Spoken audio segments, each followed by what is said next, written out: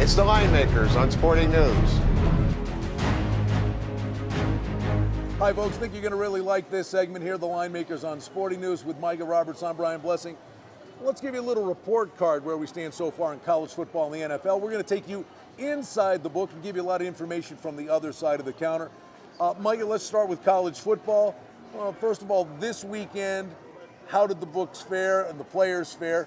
And to this point in the season, how have they fared in college football? It was a small win for the sports books over the weekend on Saturday, but nevertheless, they've won 6 out of the 7 weeks. The 1 week was a push, not a loss.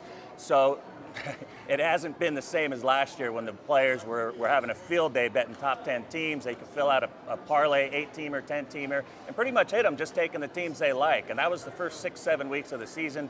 As always, it cycles around, and the books have been doing very well this season in college football.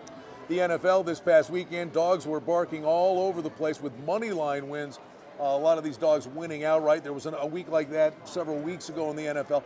So when the dogs are barking that significantly, we know the general public likes to play the favorite. And the over the books have to be smiling. Absolutely. It's 57-32-1 the underdogs are this season. 12-2 the dogs were in week 5 or week 6. And the players, they don't like to take underdogs. It's just one of those things. They like the star appeal. They like the players they know. They like the teams they know that they've had success in. And they've had a hard time actually settling down on the underdog. So when you're seeing competitive teams with bad teams perceived, like the Bills, I'm sorry, Brian, they're one of your teams, the Raiders, the Browns, the players want no part of these teams. And when they cover, the books are going to have a good day.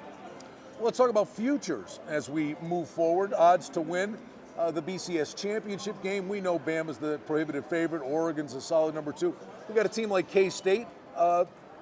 Mike, Yep. They got a game unbeaten at West Virginia this week. What kind of number are they sitting at? You're looking at 15-1 right now with Kansas State. Another team, Brian, that nobody's really talking about, but you could have had it 225-1 was the Oregon State Beavers. Who would have ever thought we would be talking about Oregon State being a contender at this stage? They're 40-1 right now, but it's still not a bad look out there. And you kind of root for teams like this, and what makes college football so great. Hey, you give them full marks for walking into BYU with the quarterback making his first start on the road, and he takes care of that particular defense. Let's go to the NFL, where Atlanta looks to be, and there's a lot of football left to be played, maybe home and cooled in the NFC.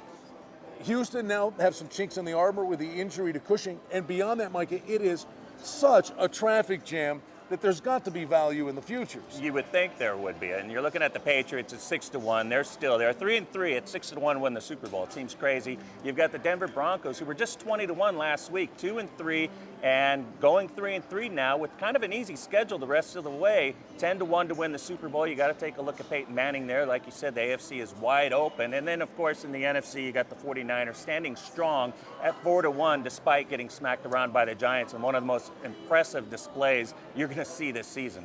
And then the Niners, of course, coming back with that quick turnaround against Seattle on Thursday. All right, let's focus on some of the monster games that are coming up down the road. That's the beauty of Las Vegas. We are always in look-ahead mode, and numbers are already out there for November 3rd when Alabama visits LSU, and this number might shock you. Yeah, it open pick. Alabama at LSU open pick. The LVH right now currently has 8.5 Alabama. And they haven't really been bet upon that. They just kind of been adjusting the number according to how LSU has looked and how Alabama has looked, and also what the public is going to bet, what they think. And so far, they haven't had any money coming on LSU. We'll see what happens on November 3rd by the time that game goes off. All right, and then I think we can draw some conclusions here. 2 more for you. Same day, November 3rd, could be Oregon's toughest test of the season when they have to go to LA to take on the Trojans of USC. Oregon is 2.5-point favorite in that game, and that's going to be a barn burner. USC has a lot to prove, and I wouldn't be surprised to see them come up big. Barkley, we got to get them going and see something happen with the Trojans. And then let's keep it with USC. They'll host Notre Dame, who at the moment keep finding a way to get her done. That game is November 24th.